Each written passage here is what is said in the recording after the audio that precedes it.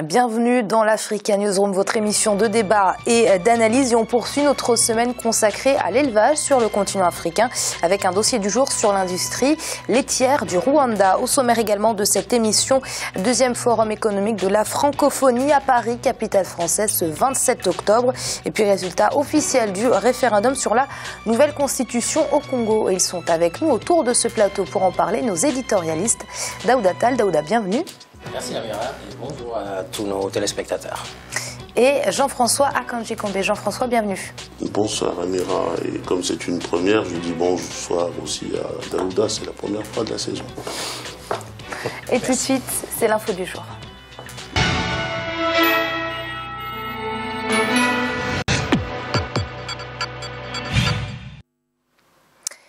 L'OIF a officiellement pris le tournant de la francophonie économique lors du sommet de Dakar de novembre 2014. Le deuxième forum économique de la francophonie qui se tient ce 27 octobre à Paris, capitale française, vise donc à élaborer une stratégie et une vision commune pour dynamiser cette francophonie économique et la rendre efficace. C'est un sujet d'Arwa Barkala. Le deuxième forum économique de la francophonie s'est ouvert ce 27 octobre 2015 à Paris, capitale française. Dès l'inauguration du forum, le potentiel économique et humain impulsé par la jeunesse au sein de la communauté francophone a été rappelé par Michaël Jean, la secrétaire générale de la francophonie. Pour toutes celles et tous ceux qui craignent d'être laissés de côté, je pense aux jeunes. La proportion de jeunes dans le monde n'a jamais été aussi importante. Pour tous ces jeunes qui s'apprêtent à vivre leur vie adulte, pour des millions d'entre eux qui n'ont pour horizon qu'un avenir fait d'inactivité, de précarité, d'incertitude et de pauvreté, c'est un terrible choc qui les plonge souvent dans la désespérance. Et nous le savons, cette désespérance est un terreau fertile pour des organisations criminelles et les extrémistes de ce monde. Selon la secrétaire générale de la francophonie, l'autonomisation des femmes doit rester la priorité en vue d'une croissance économique inclusive au sein de l'espace francophone. Pas de vraie croissance économique non plus sans les femmes. Toutes les études, tous les rapports le montrent. Je vous invite à consulter ceux encore récemment publiés par le FMI et l'OCDE et qui font la preuve que le supplément de prospérité de l'économie mondiale est entre les mains des femmes. Dès lors qu'on les sort de l'informel, des emplois précaires et à bas salaire, dès lors qu'on agit sur la discrimination qui afflige tant de femmes et leur sous-représentation à tous les niveaux du processus de décision dans le domaine économique. Ces énergies constructives des jeunes et des femmes doivent trouver un relais et un multiplicateur dans l'espace francophone. Développer une stratégie économique au sein de l'espace francophone reste l'objectif des participants à cette deuxième édition du forum, dont les débats sont essentiellement centrés autour des thèmes de l'éducation, des nouvelles technologies, de l'entrepreneuriat et des partenariats publics-privés. Daouda, on y est véritablement à la francophonie économique ? On y est, l'idée est là, mais on n'y est pas encore vraiment, puisque le travail à ce niveau-là ne fait que commencer. Il n'y a pas encore une structure qui permet de dire que la francophonie économique est en marche. Aujourd'hui, c'est la volonté politique, elle est là. C'est un forum qui est né à Dakar l'année dernière, donc à l'occasion du 15e sommet de la francophonie, dans un contexte où le Sénégal lançait le plan Sénégal émergent. Aujourd'hui, ce qui montre la présence des chefs d'État comme Macky Sall et Ali Bongo. Lui aussi a un plan au Gabon qui vise l'émergence de son pays. Maintenant, on peut aussi regretter qu'il n'y ait pas eu beaucoup plus de chefs d'État. Au-delà également, plus il y avait le chef d'État de Madagascar. Mais au-delà, pour cette deuxième édition, il n'y a pas eu vraiment une présence massive des chefs d'État. Maintenant, sur le fond, ça c'était un peu sur la forme, mais sur le fond, je pense que ce qui est important à ce niveau-là, c'est vraiment de faire participer le secteur privé africain, d'Afrique francophone, parce que il faut pas que la francophonie économique soit seulement un tremplin pour les entreprises européennes ou francophones du Nord.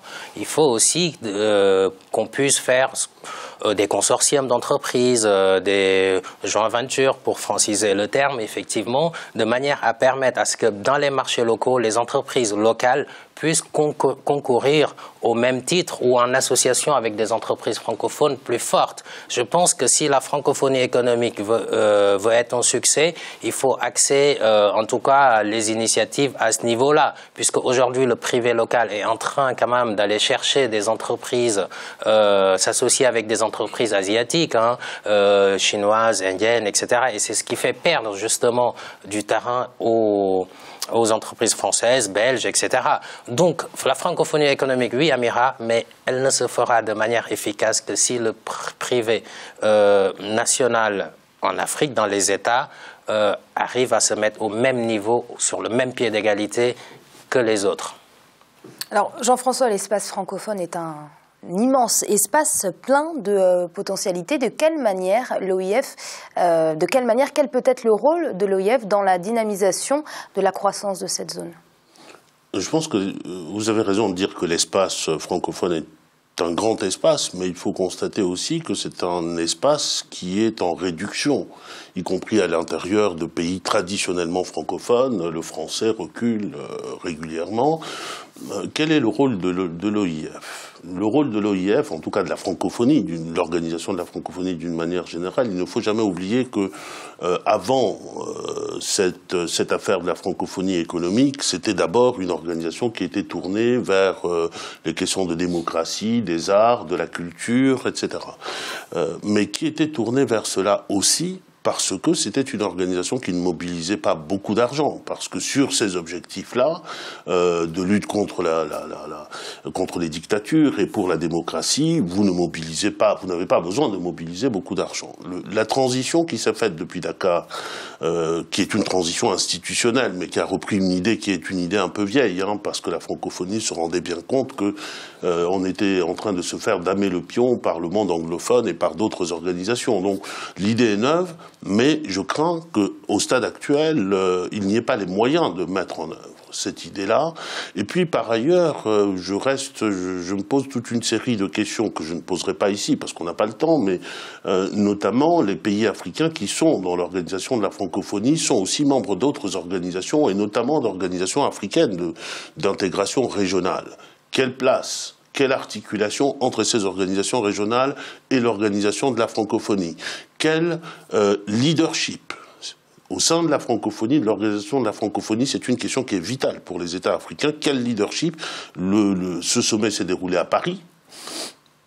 C'est le moment de poser la question du leadership. Est-ce qu'il s'agit de redessiner autrement des relations, des liens qui traditionnellement sont en train de s'étioler, qui étaient plutôt de nature néocoloniale, il faut le dire quand même. Toutes ces questions restent pendantes. Maintenant, il est toujours bien de coopérer économiquement, il faudrait y mettre les moyens. Alors, Daouda, la francophonie économique, cela suppose un espace de coopération économique, on en est loin. Oui, on en est loin, mais en même temps, j'ai envie de dire qu'il y a quand même des bases qui existent déjà. Parce que la langue, on a surtout parlé de la langue française pour des raisons culturelles, etc. Mais il est plus facile de créer un espace économique basé sur la langue en Afrique francophone en association avec les autres que, par exemple, si la Chine le voulait, aujourd'hui, ce serait quand même beaucoup plus difficile. Si l'Inde le voulait, ce serait un petit peu plus difficile, culturellement peut-être. Donc il y a cette proximité culturelle. Mais à part la langue, quels sont les outils qui aujourd'hui sont mis en place pour permettre une véritable francophonie économique? Les outils, il n'y en a pas vraiment aujourd'hui, Amira. On les a pas. Puisque c'est une idée qui vient d'être lancée, mais tant mieux. Moi, je préfère d'ailleurs que l'on parle, en tout cas, de francophonie économique, en plus des secteurs de base traditionnels de la francophonie, que sont la culture, l'éducation, etc., plutôt que de rester juste sur la promotion de la langue française. Et au Congo, le projet de nouvelle constitution permettant notamment au président Denis Sassou Nguesso de briguer un troisième mandat a été adopté selon les résultats officiels à plus de 92% à l'issue du référendum de ce dimanche 25 octobre. L'opposition qui a boycotté le scrutin dénonce une fraude. Birama Saounera. Au Congo, le oui l'emporte à l'issue du référendum du 25 octobre 2015 avec 92,96% des suffrages exprimés. des résultats contestés par l'opposition.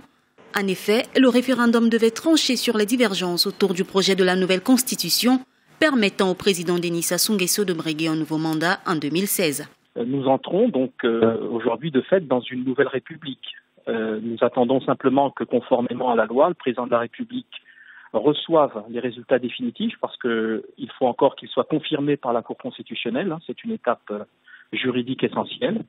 Une fois que la loi référendaire adoptée par le peuple sera confirmée par la Cour constitutionnelle, elle sera transmise officiellement au président de la République pour promulgation. Maintenant, sur le plan politique, la Constitution prévoit les mécanismes de son entrée en vigueur. Donc, dans la dernière disposition, je crois que c'est l'article 246, cette Constitution prévoit qu'elle rentrera en vigueur à partir du moment où les institutions qui sont prévues dans le texte vont être installées. L'opposition qui avait appelé à boycotter les urnes la veille du référendum a estimé que le taux de participation n'a pas dépassé 10%, alors que les chiffres officiels parlent d'une participation de plus de 72%. À l'échelle de l'histoire comme à l'échelle de l'avenir, ce référendum est tout simplement un non-événement, un non-lieu historique.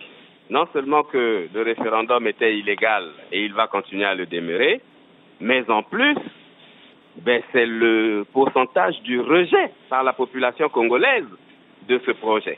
Revenu au pouvoir en 1997, le président Denis Sassou Nguesso avait dirigé le Congo de 1979 à 1992. Ce projet, approuvé au terme du référendum du 25 octobre 2015, met fin à 2 verrous constitutionnels, la limite d'âge et le nombre des mandats présidentiels. Des textes qui empêchaient l'actuel chef de l'État de briguer un 3e mandat. Jean-François, plus de 92% de oui, un taux de participation de plus de 70% selon les résultats publiés par la Commission électorale indépendante, des chiffres qui ne peuvent que ravir le pouvoir. Bien entendu, ce sont des chiffres qui raviront le pouvoir et ce sont des chiffres qui sont de nature à ravir tout démocrate dans l'absolu. Maintenant, il faut regarder de plus près. Je suis frappé par le fait que ce référendum qui est présenté comme ayant réussi n'a rien résolu sur le terrain et s'agissant de la crise politique profonde qui traverse ce pays. Le président Denis Sassou Nguesso, il était clair qu'il voulait aller jusqu'au bout du processus, il a été jusqu'au bout du processus, le référendum s'est déroulé, le résultat qui était d'évidence, puisque l'opposition appelait au boycott et à la désobéissance civile, donc il était tout à fait normal qu'on atteigne ce score-là. Maintenant, de l'autre côté, l'opposition, ceux qui étaient opposés à cela, restent déterminés et restent sur leur position. Donc nous sommes, c'est pour ça que je dis que ce référendum n'a rien résolu sur le fond et de la crise politique congolaise. Ensuite, je pense que il faut quand même, sur ces chiffres-là, relativiser. Je me souviens que j'avais regardé avec beaucoup d'intérêt les élections présidentielles dernières de 2009 au Congo avec un taux de participation de 66%. Un taux de participation de 66%, il n'y avait pas eu les événements que nous avons connus au Congo, à Pointe-Noire et à Brazzaville pendant les 2 dernières semaines. Et par conséquent, il n'y avait pas eu l'appel que nous avons eu de la part de l'opposition notamment à la désobéissance civile. Et assez paradoxalement, nous atteignons un score de participation nettement supérieur. 10 points, c'est pas rien. Et donc ça peut induire le doute quand même. Comme on le dit, entre les 10% qui ont été annoncés par l'opposition et maintenant les 70%, c'est comme dans les manifestations, les annonces de la police et celles des manifestants.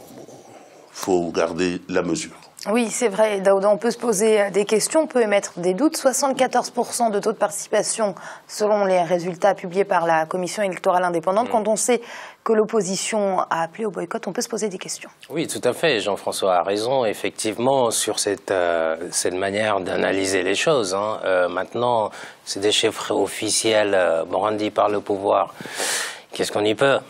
J'ai envie de dire qu'aujourd'hui, l'enjeu, il est ailleurs. Maintenant, le référendum a été fait, le oui est passé, malgré l'opposition farouche qu'on a constatée dans les rues de Brazzaville, Pointe-Noire, etc. J'ai envie de dire, il faut se tourner maintenant vers l'avenir. C'est-à-dire, il va y avoir l'élection présidentielle bientôt, et il faut aussi que l'opposition puisse s'organiser de manière à ne pas boycotter cette élection. Parce que s'il y a boycott de la prochaine élection présidentielle, c'est que il y a un problème à ce niveau-là. C'est-à-dire que le président Denis Sassou Nguesso change la Constitution, le soumet au peuple. C'est le oui qu'on a comme résultat officiellement. Aujourd'hui, il faut se tourner vers l'avenir. Et l'avenir, c'est s'organiser, c'est faire en sorte de ne pas boycotter les élections, c'est s'organiser pour y participer et exiger la transparence à ce niveau-là. Parce que changer la Constitution ne veut pas dire vraiment être réélu. Il y a eu un cas, c'est pas tout à fait la même chose, mais si on fait une sorte de parallèle avec le Sénégal, ce qui s'est passé en 2012, bon, on a laissé le président Wade se présenter. Et il a perdu. Et il a perdu. Donc pourquoi pas ce qui est possible là, peut-être possible ailleurs, espérons-le peut-être, si c'est ce que le peuple souhaite. Alors, Jean-François, c'est vrai qu'aujourd'hui on a envie de regarder vers l'avenir. On l'a vu, une opposition plutôt affaiblie au Congo, on peut le dire, une opposition désorganisée. Aujourd'hui, l'heure est donc à l'avenir. Regardez devant et peut-être que cette opposition soit capable aujourd'hui de faire émerger un homme fort capable de contrer le président Denis Sassou Nguesso. Alors, une opposition affaiblie, ce n'est pas la première fois. Pendant tout le mandat, les mandats du président Denis Sassou Nguesso, l'opposition n'a jamais été extrêmement bien organisée, extrêmement forte. Et de surcroît, aujourd'hui, l'opposition se trouve dans un état plutôt de désorganisation, assez paradoxalement à la fois de désorganisation et d'organisation, parce que le mot d'ordre, c'est une des premières fois où l'opposition congolaise se retrouve sur un seul mot d'ordre ces 2 dernières semaines, et donc c'est un facteur qui peut peut-être agréger pour demain. Bon, il faut se tourner vers l'avenir, résolument vers l'avenir. Maintenant, il faut savoir ce qui va se passer. On a parlé de promulgation, mais je voudrais juste rectifier ce qu'a dit le porte-parole du gouvernement. L'article qu'il cite de la nouvelle Constitution prévoit simplement que les institutions actuelles restent jusqu'à la fin de leur mandat. Il ne dit pas que la Constitution qui va être promulguée n'entrera en vigueur qu'à la fin du mandat. C'est l'un des paradoxes d'ailleurs de cette situation où dans ce laps de temps, 2 constitutions vont fonctionner au Congo, à partir de la promulgation en tout cas. Mais bon, tournons-nous vers l'avenir et puis espérons surtout, comme je l'ai déjà dit à plusieurs reprises ici, que tout cela ne finira pas dramatiquement et que d'autres Congolais ne perdront pas la vie en raison de cela. Et c'est l'heure de marquer une courte pause. On se retrouve très vite pour la suite de l'Africa Newsroom. À tout de suite.